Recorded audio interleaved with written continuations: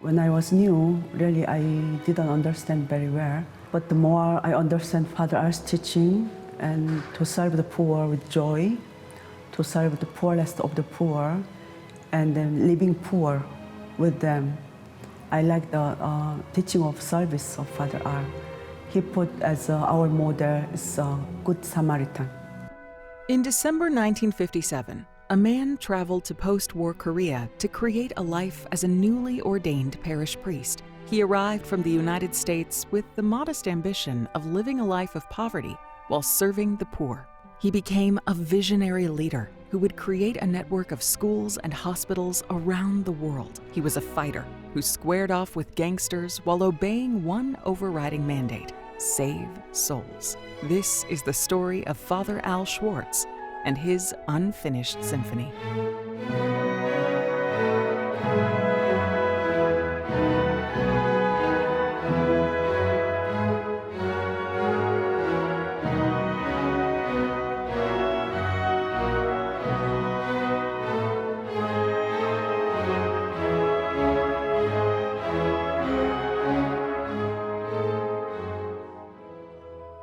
Whosoever is in Christ Jesus must walk the way which he walked. And the way you walked, my Jesus, was not the way of pride, nor human praise, nor glory, but it was the way of humility and lowliness. And this sacrifice is most pleasing to God. And at the Last Supper, Jesus dramatically showed his disciples the way to union of hearts. He is the Lord, the Master, the Creator, the Redeemer. He rises from the meal and takes off his outer garments. This is symbolic of removing his dignity, his human glory and pride, and he kneels at the feet of each disciple as a servant, a slave, as a shoeshine boy kneels at the feet of the customer, or the mother kneels before the child to wash the child's feet. And Jesus lowers himself and lifts up his disciples. He chooses the last place, the place of the slave, and gives the place of the master to the disciple. Father Al taught us that it's spiritual formation. It's our mission. We give them salvation. We save their souls as we save our souls also. And he says, as you have seen me do, so too must you do to each other. You must wash each other's feet. You must serve each other. Rejoice with those who rejoice, and weep with those who weep, and as much as possible be at peace with all men. How do you become a saint? We all consider that question from time to time. After all, it's our shared desire, and ultimately it drives us forward to a deeper relationship with God. Do we need to have the humility of Francis, the call to service of Mother Teresa of Calcutta, the leadership of Benedict, the selflessness of Maximilian Kolbe?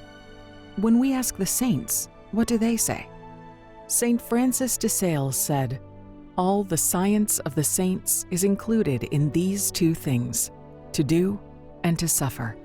And whoever had done these two things best has made himself most saintly." In Venerable Father Al Schwartz's short life, he did much, and in the end, he suffered greatly. But his path towards sainthood began very early in his life. When Father Al was young, he had a dream to be, of course, to be priest and to serve poor people in the poor country as a missionary. And during the time after the Second World War and Korean War, Korea was one of the poorest country, and that's the reason I think Father Al came to Korea. I myself grew up with the idea simply, naturally, and undramatically. From my earliest years in grammar school, I can remember wanting nothing else. I remember clearly that I wanted two things. I wanted to be a priest, and I wanted to be a missionary. Later, a number 3 was added. About the 7th grade in grammar school, I wanted to be a secular priest. And much later, about the first year in college, I wanted a life of poverty. Father Aloysius Schwartz was a native of Washington, D.C., the third of 8 children born to Louis Schwartz and Sedelia Barassa. At the tender age of 14, he enrolled at St. Charles Seminary in Maryland. He continued his education at Maryknoll College and went on to study theology at the Catholic University of Louvain in Belgium. It was in Belgium that Father Al visited the Shrine to the Virgin of the Poor at Banat. His call to serve the poor while living a life of poverty, approaching on the horizon.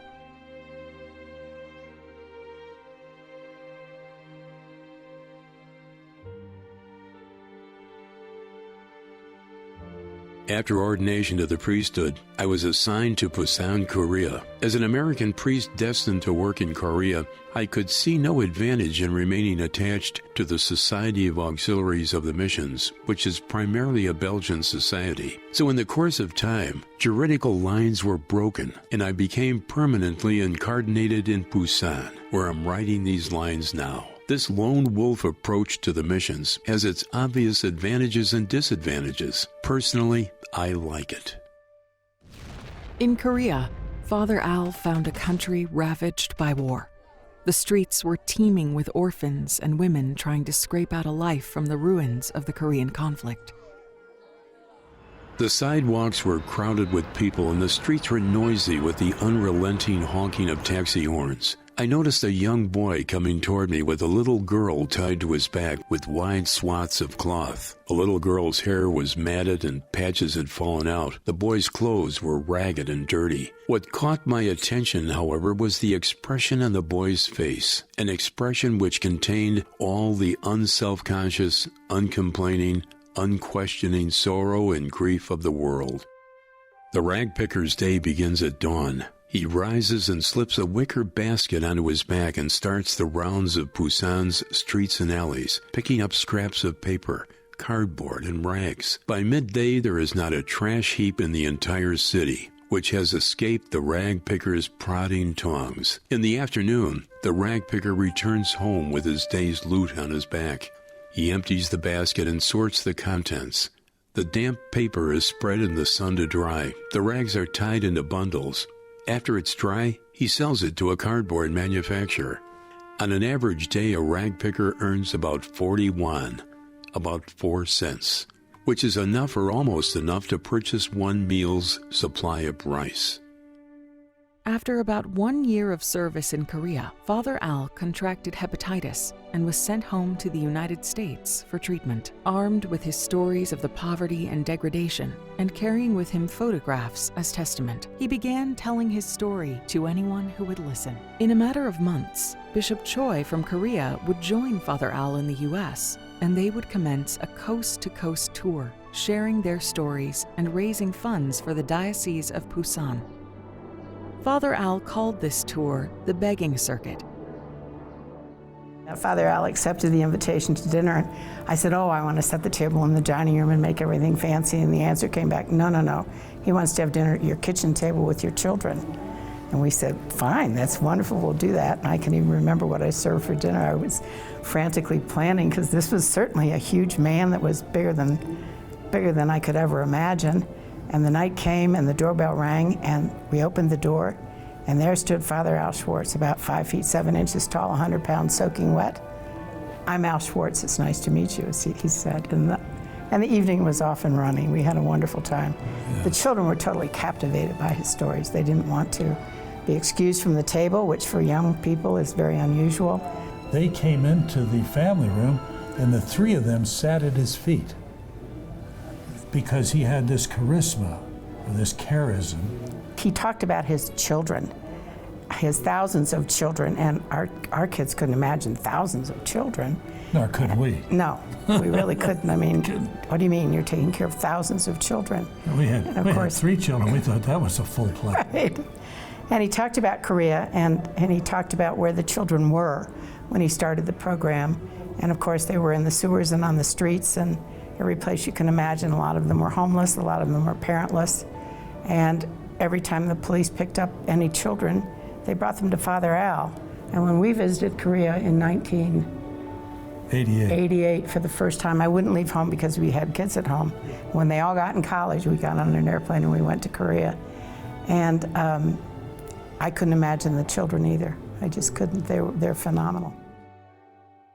On Christmas morning, Bishop Choi offered Mass at the cathedral and delivered a sermon to a crowded congregation. During his sermon, Bishop Choi was so overcome with emotion at the thought of a successful trip and his subsequent safe return to Busan that he gave way to tears. Many members of the congregation, catching his emotion, broke down and cried also. In 1961, Father Al started the Korean Relief Organization, or as it is known today, the World Villages for Children. In an effort to raise funds and employ the poor, Father Al began a program called Operation Hanky. Local women would embroider handkerchiefs, and they would send them out to the world along with a fundraising letter. It was a very successful program, and in August of 1964, the religious group the Sisters of Mary was founded. Father Al's devotion to Our Lady of the Poor never wavered. At the same time, the Sisters of Mary began the Family Unit Orphan Program, bringing its first children off the streets and into safety. It was a struggle every inch of the way. We had tremendous opposition in the beginning. Initially, this work was being carried on by a very well-known gangster here in the Busan area. The city officials were very concerned, not so much about the children, not so much about the beggars on the streets, but they're very concerned about keeping the streets clean. Beggars, orphan children on the streets, homeless boys. They were considered an eyesore by the city authorities. So they entrusted this work to a gangster who had a group of thugs working with him, and they would round up these children and put them in a camp which can best be described as a concentration camp. And these people, these children, were concentrated there, maybe 700, 800,000 of them. Conditions were appalling. There were frequent beatings, killings, people dying of neglect, of hunger, of sickness. And I have documented proof of all this. So we called the conditions of this camp to the attention of the mayor, to the civil authorities. And they expressed concern. Their biggest objection about taking any effective action was that this gangster, with all his faults, at least he kept the streets of the city clean, and there was no one else to do this work. So I told the mayor, if this was the only objection, we would do it. Turn the children over to me and the sisters, and we would do it. So the mayor was very impressed, and after a great deal of discussion and planning, we set up a boys' town, and effectively the mayor turned these children over to us. And of course, this gangster didn't take the sitting down. He reacted very violently, and it was a very protracted war. But fortunately, the situation has been happily resolved, and this work now is officially entrusted to us. I think God chose Father R because Father R first desired to follow him. He was listening to him, and he responded him totally, 100%. He is a person who always tries his best. I think that is the one thing that God likes about him. 우리는 장래의 일에 대하여 생각할 때 큰 희망 가지고 있습니다. 내 희망은 보통 가정의 아버지 희망과 똑같습니다. 보통 가정은 아버지가 자기 자식들을 보고 무엇을 원합니까? 그 자식들이 먼저 건강하고 아주 재미있게 살고 교육 잘 받고 그리고 나중에 그 사회에 들어가서 그 잘 취직하고 잘 사는 것을 바랍니다. 제가 우리 아이들 보고 이런 기대와 이런 희망을 가지고 있습니다.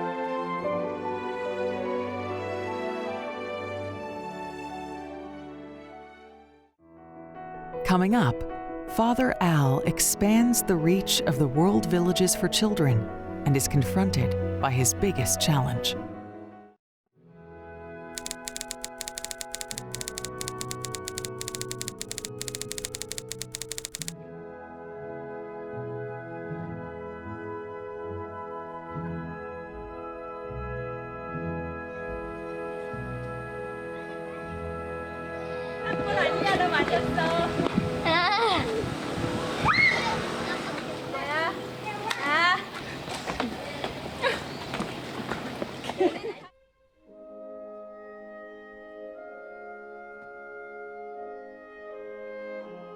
Before the boys' town, my life was miserable because my mother passed away when I was little young.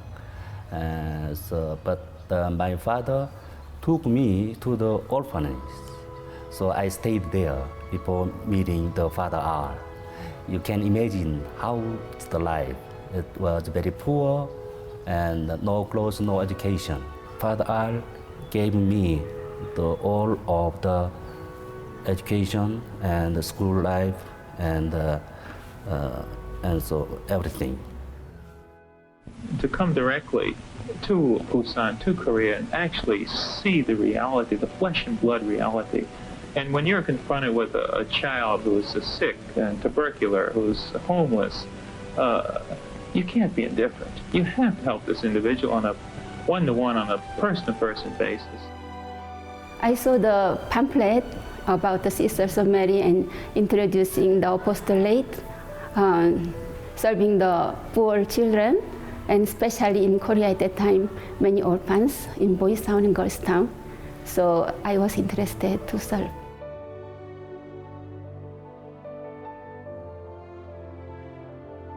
I am 12 years old when I entered as a student. Actually, I felt sad at first, not seeing my parents during the nights. But when I saw the sisters, I am a little bit at home. I feel at home, and I saw all things beautiful.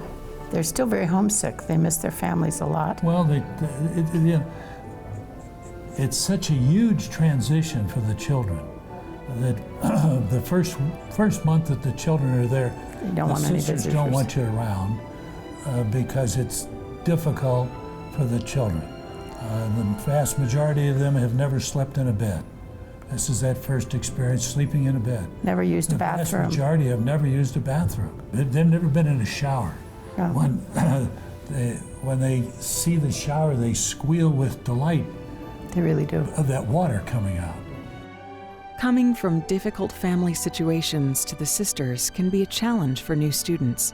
Father Al understood that when children would arrive at the boys' town or girls' town, regardless of how hard their lives had been, they would naturally be homesick. To help ease the transition, he began the program referred to as the Family Unit.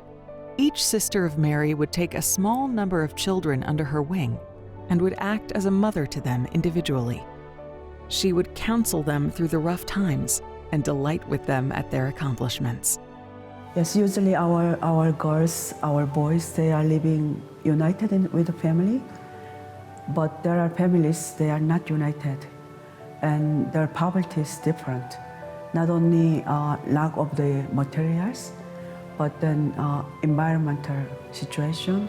The people, they live with a different culture, and the girls are really suffering with violence, psychological and verbal, and in many ways. And they don't dream what for the future, and they just live there, and they like to go out from their family just to be free from that difficulties. Well, when they knew that there is our school, they take courage to come, and they study with us. They learn many things, and they have friends with the same situation, but they can see that their elder brothers and sisters in the school are changing their lives, and they are encouraged to follow. So I can see that everybody's living in a different way. The success can be very different, but one thing is that in their heart there's God. Sister Mary was very important for me because they give me not only study and clothing, and they gave me a home, they gave me, give me how to discover God, and After that, I discovered my vocation like a priest. Before, I didn't go to the mass. My mother and my father and my family isn't Catholic, but when I came here, I learned to pray and go to the mass. Before, I go to the mass, but only for God because my mother doesn't know the meaning. But here, I know what is the meaning of the mass, of the Holy Rosary and all the prayers. The family unit is usually they are not really small kids that we need to take care of them. They are already teenagers, they can do by themselves. So in a big group, first of all, they can also learn how to be independent. And second one is to be working together by doing duties, divided duties, they learn everything. And I think third thing is very important and very beautiful is they will have brothers and sisters living together and sharing together for 5 years. So they have many brothers and sisters in the world, and they never forget about them. By the mid-1970s, Father Al had transformed poverty in Busan, Korea. He had taken on gangsters and built inroads with local politicians. This was only the beginning. From October of 1970 to May of 1981, Father Al opened one hospital, 3 schools, 3 boys' towns, 2 in Busan and 1 in Seoul, and 1 girls' town in Seoul. He also founded the Society of Christ, who served homeless men in Seoul. It later was named the Brothers of Christ. It was a busy decade for Father Al, to say the least. Father Al recognized, though, that he and the sisters were not doing it alone. The real director and chairman of the board of the Sisters of Mary is Mary, Our Lady of Bonneau, the Virgin of the Poor. As a Sister of Mary, if you don't believe this basic fact, you don't believe in the Sisters of Mary. As for myself, I'm utterly convinced of its reality. Our Lady of Bonneau, the Virgin of the Poor, is our patroness. First of all, she mentioned that relieve the suffering, especially relieve the suffering of the poor. That's Father R inspired the message from Virgin of the Poor, and he guided us this way. So we are live on this.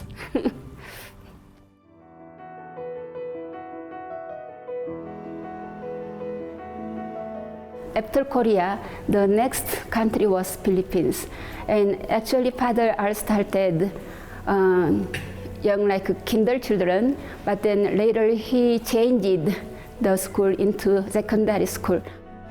By August of 1986, Father Al and the Sisters of Mary had expanded to Manila, inaugurating the Boys' Town and Girls' Town in the Philippines.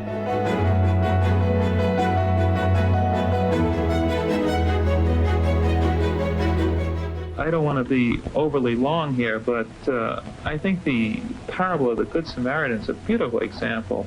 Here was this Good Samaritan who encountered a man on the side of the road. He was naked, he was bleeding, he was helpless. So he had 2 choices.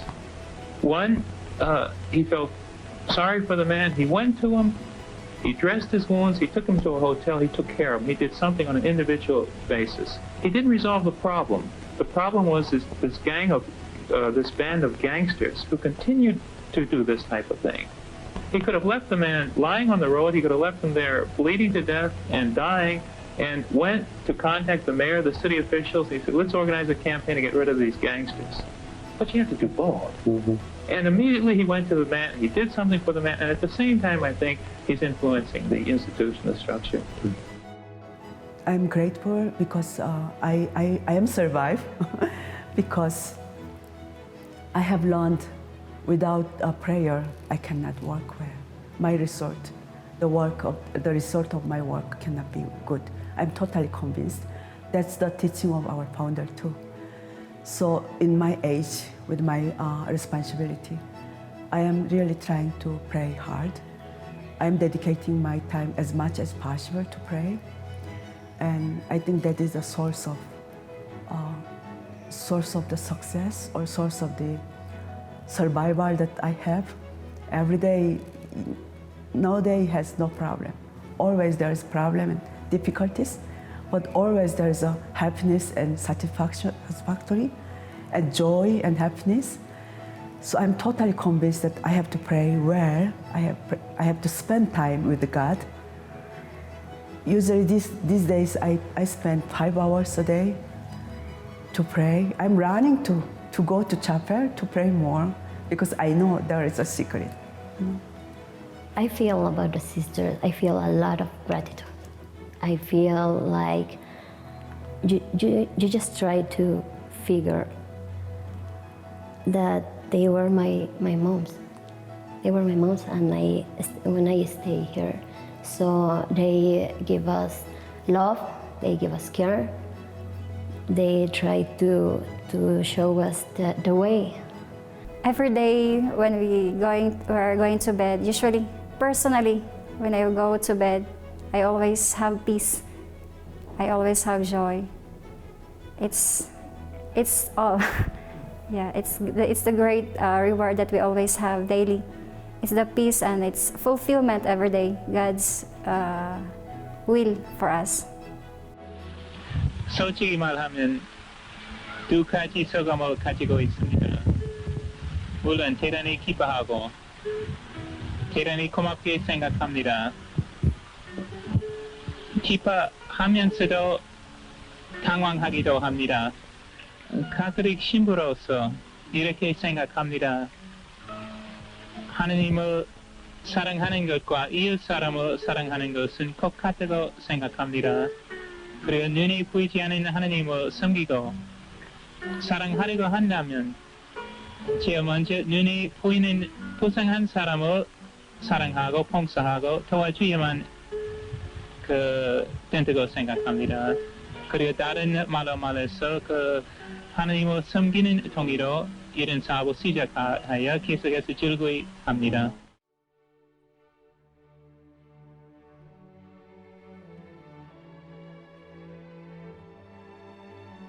I woke up in the middle of the night with a strange sensation in my biceps of my right arm. They were twitching, the fasciculations of fibrillating with great gusto. What's more, the fasciculations did not stop. I would watch with fascination at the rippling, jumping, and twitching that was taking place in this area. As mentioned before, muscular fasciculation of this type is the hallmark of ALS. I didn't know this at the time, that the nerves in the spine are being attacked and they're dying. Since the nerves cannot send impulses to the muscles any longer, the muscles cease to be stimulated, and they too atrophy and die with time. Father Al traveled from the Philippines to the United States for medical tests and a diagnosis of his medical issues. I didn't realize it at that time, but the diagnosis of ALS is reached by a process of elimination. There are 27 varieties of diseases that could cause similar symptoms. The doctor explained that looking at all the material and test results, there was a better than 50% chance that I had what is called amyotrophic lateral sclerosis, ALS, a motor neuron disease, or what is more popularly Lou Gehrig's disease. I asked, "Is the disease life-threatening?" He answered, "Yes, it is. The usual period of time is 3 years," but immediately added that he had known someone who had lived with the disease for as long as 7 years. I returned to Korea with my disease, the inner spiritual glow still very much alive, and my fasciculating muscles reminding me and warning me that the future was going to be very difficult indeed. The last few years of his life were truly tough. I mean, the diagnosis of Lou Gehrig's disease very quickly overtook Father Al. He was unable to stand, he was unable to move his hands. In fact, we were involved with him at that time. Right, oh goodness. Of the diagnosis, and he was at the house, and I can remember talking to him about, "Oh, you must have rotator cuff problem," because he was having trouble couldn't raise saying Mass, the host. and that really upset him personally, and because of his holiness. And he went down to Georgetown University and hospital, in Washington, D.C., and they told him, no, he didn't have a rotator cuff. He had something much more serious. So he then went to a specialist out in San Francisco for this ALS diagnosis. Even he was very sick during that time, he never neglected the duties. For example, like saying mass, hearing confession, and giving sermon to the sisters. Even his voice was very weak, and also recording his voice for the publishing Killing Me Softly, the book, during that time. And of course, we saw many times he's in the chapel praying. So he was as if like, even though he was very sick, he did all things. I think that's what I admire him. I admire of him, how he did. Yeah. Before his diagnosis, Father Al had planned on expanding the program to Mexico. This new way of life, however, gave Father Al a moment of trepidation. Would he have the energy and health to see the expansion through? This question weighed heavily on his mind. The heart of the matter was I really didn't know for sure one way or another what the Lord wanted. About this time, I received an invitation from Archbishop Diaz. I spoke to him about the Mexican project and sought his advice. Being of a clear mind and sound judgment, I felt he would certainly advise against it. Once again, I was totally mistaken. He urged me very strongly and enthusiastically to go ahead with the project. He said, "You begin it, but you do not have to finish it. Others will do that. This will be your unfinished symphony." Father called us in 88 or 89 and said, "I'm buying 20 hectares of land that has a house on it, and I'd like for you to see it. It's a carrot field." And so we got on a plane and flew down that weekend and met the Doties from New York, who were also invited to come. And by the time we got here, guess what? Father Al had bought the land, so as often he did. In September of 1990, they purchased property to begin Villa de los Niños, a Boys Town and Girls Town program in Chalco, Mexico. A little over a year later, they inaugurated the program in Chalco. Father Al's time with us, however, was coming to an end. When we came together with Father Al, because he knew that he cannot live more than 3 years. So I was in the Philippines as a very young sister. And he said, maybe I can start and sisters can continue. And finally, many prayers, and he was asking also advice of many, many people. He decided to come to Mexico in 1990. I came together with the two Filipina sisters. And then Father always have a pilot project. He doesn't do immediately. Prepare a small group of girls and boys near this house, and then we try to take care of them and to learn from Mexican culture and Mexican way. Many of you inquired about my health and asked many questions concerning my illness. I do not wish to bore you, nor to burden you with a recital of my aches and pains and trials and tribulations. I am sure each of you has more than enough of your own. However, I think it is only fair to honor your inquiries and to answer as simply and candidly as possible some of your questions. The disease with which I am currently afflicted is called amyotrophic lateral sclerosis, ALS, or more popularly, Lou Gehrig's disease. the time span from diagnosis to death is usually 3 years. I am now well into my 3rd year. Although the disease of its nature is very unpredictable, it is possible, even probable, that I am now in my final year. Before my voice goes and my presence is no longer here, I want you to have a living memento of me, something to remind you of me, so that you will remain committed and involved even after I'm no longer here physically.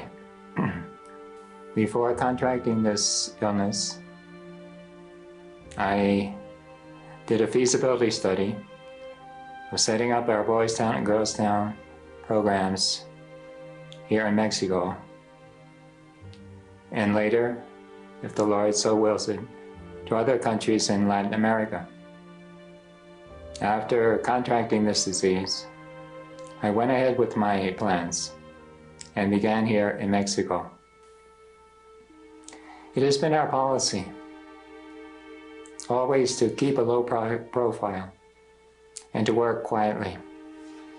We feel that this is in the spirit of the Gospels and in the spirit of Christ.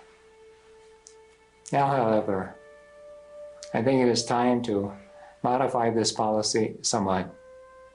I think it will give glory to God, and it certainly will strengthen our programs if they were better known, if we had more friends, more benefactors like you. Won't you please help me in this area?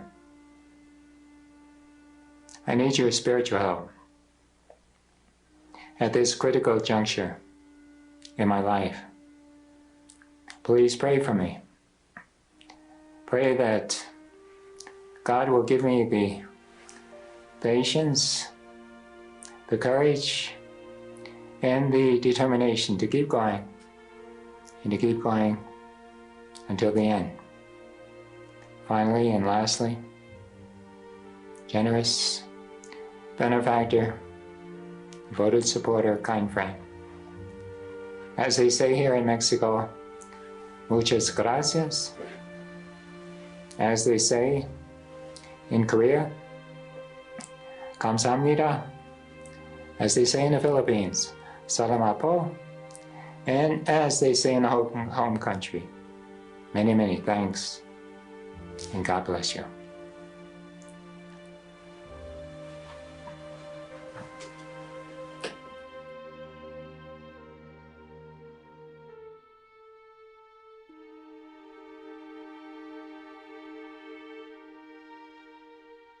Mary is with us. If she is with us, who can be against us?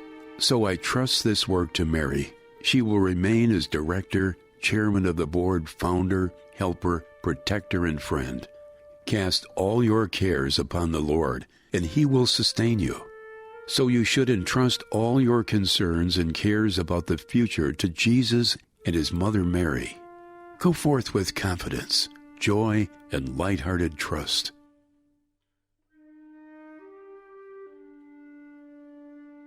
Father Al died March 16, 1992. In his book, Killing Me Softly, he said he would be happy to be laid to rest under a simple plaque that reads, "Here lies Al Schwartz. He tried his best for Jesus." A simple epitaph that required a lifetime of effort.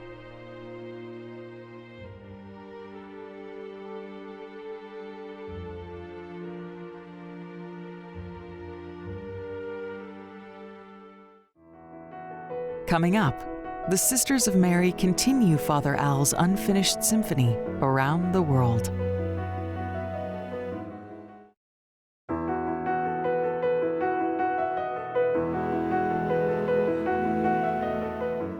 I think we have 3 spiritual centers.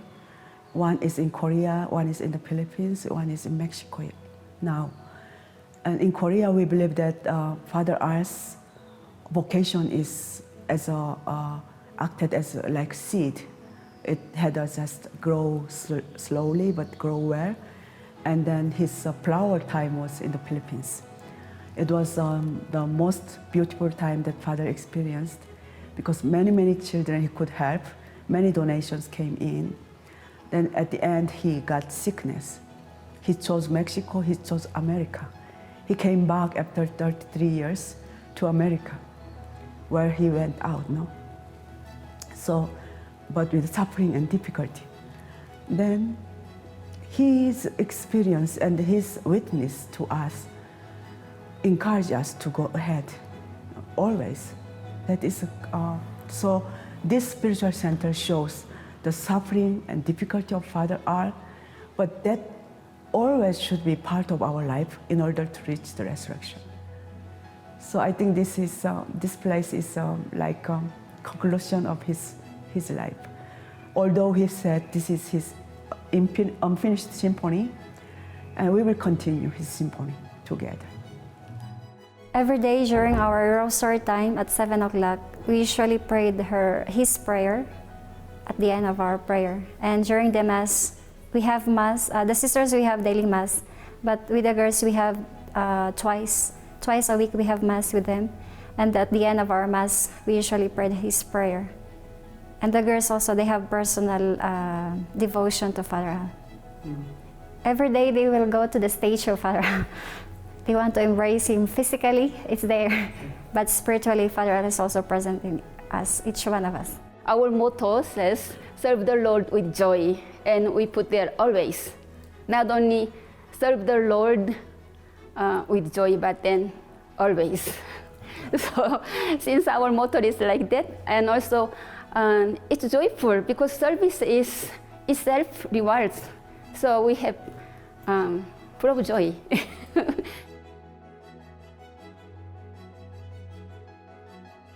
I love the sisters. They gave us their lives.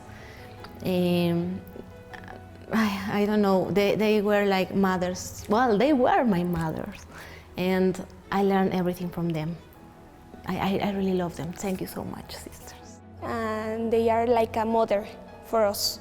They always think for us, all the activities are for us. They pray for us, they love us, and it's an experience very beautiful to be with them. Sister Mary, yeah, she when I was meet sisters, I felt like she is my mother. Yeah, she is my mother. She teaches and she advises like my mother. So I thought she is my mother still. So I have many mothers in the boys' town. Father is a father to me, and that's all. A father is all for me. For the future, it's like other parents has hope for the children. They study well, and they also follow our teachings well. And when they go out, then they can bring our teachings to the world. So we can make good in the world. Yes. Actually, Father Al told us that only through our faith we can serve the girls. With our own power, with our own force, we cannot. Only through our faith.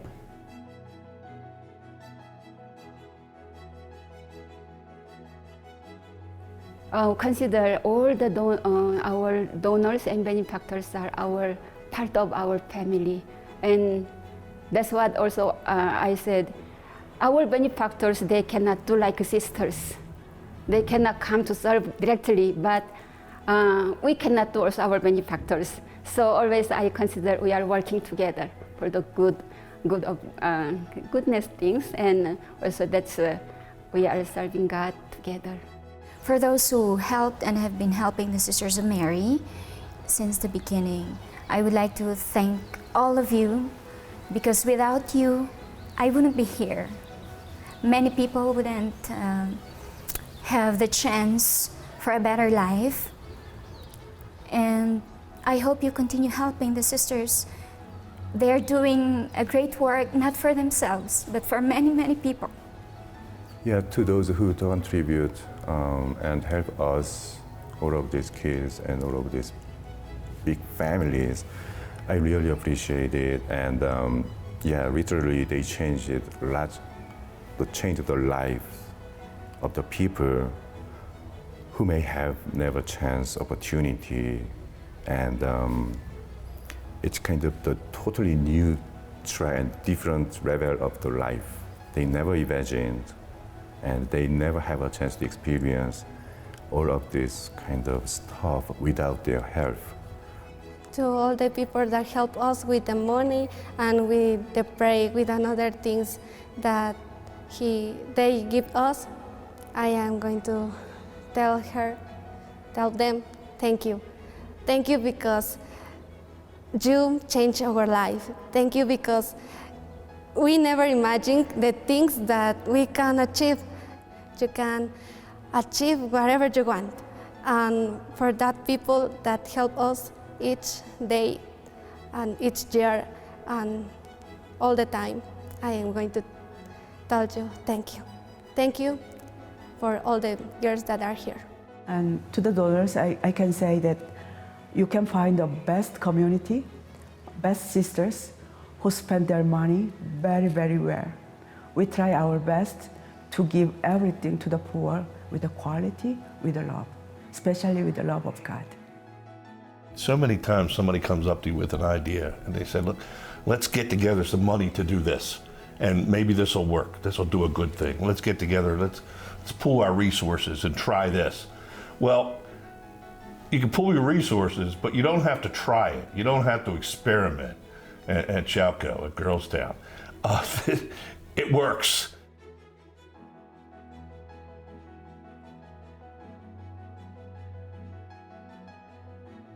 The Father Aloysius Schwartz cause for sainthood is now under consideration. He is now venerable in the eyes of the Church. The investigation of miracles is underway. For those who knew Father Al, though, his sainthood was never in question. He is venerable now. We are trying to collect more miracles, but we have 170,000 graduates from our work. So our graduates are now proclaiming, we are the miracle, Father R. That first night that we had him for dinner at our home, okay, after the children, we put the children to bed, we stayed and talked to Father Al, and at a very reasonable hour, probably 8:30, 9 o'clock or so, he said, it's time for me to go. And so we escorted him to the door, and we closed the door, and as we closed the door, we looked at each other and simultaneously said, we've just met a saint. We did, that's the gospel truth. Little did we know. Little did we know what was coming. We had no idea. Well, we did have an idea, we wouldn't have said that, but I mean, how many times do you say it and it may not come true? But he's totally a saint. And I keep asking the two priests that are in charge of his cause for sainthood, what is holding this up? And they keep saying, Gloria, it's not in your time, it's in God's time. And I keep saying, yes, but I want to see it before I go to God. Hopefully I'll go to God. Father R said, probably he said, take courage to save more souls. That's always he emphasized. We have to save souls, more souls. A life devoted to saving souls. A saintly life, a saintly man. Venerable Aloysius Schwartz, pray for us.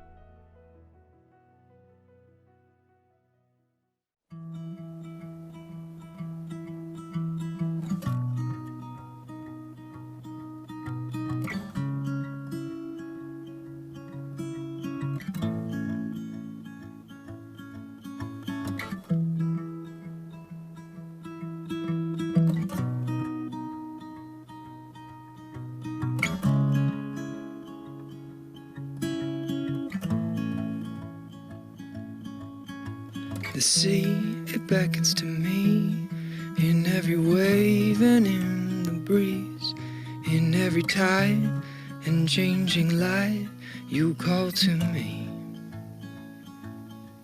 In the sky, so big and blue, wrapping me round and round with you. Sweet sunshine to make me feel so fine, you draw me close.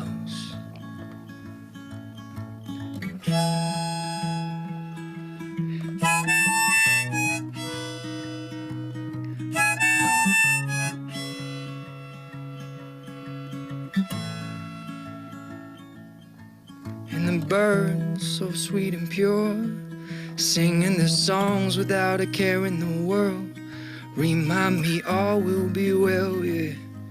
And I know that all will be well. While flowers unfold in sunlight, bringing me wonder with a fragrant delight, a sense that this life is a beautiful thing, with all the sorrows and joys that it brings.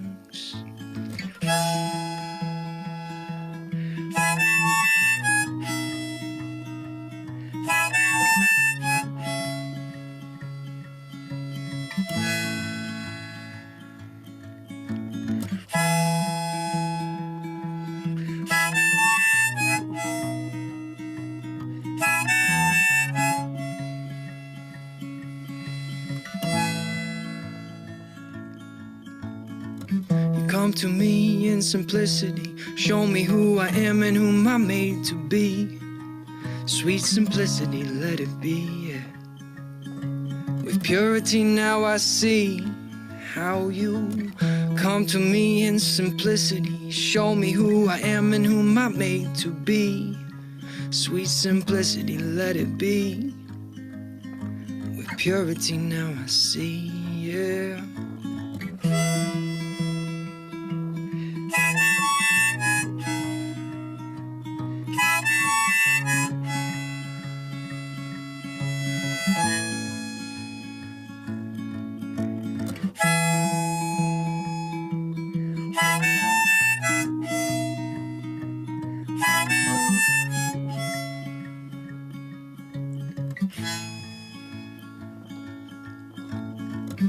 And when you're confronted with a child who's sick, tubercular, who's homeless, you can't be indifferent. You have to help this individual on a one-to-one, on a person-to-person basis.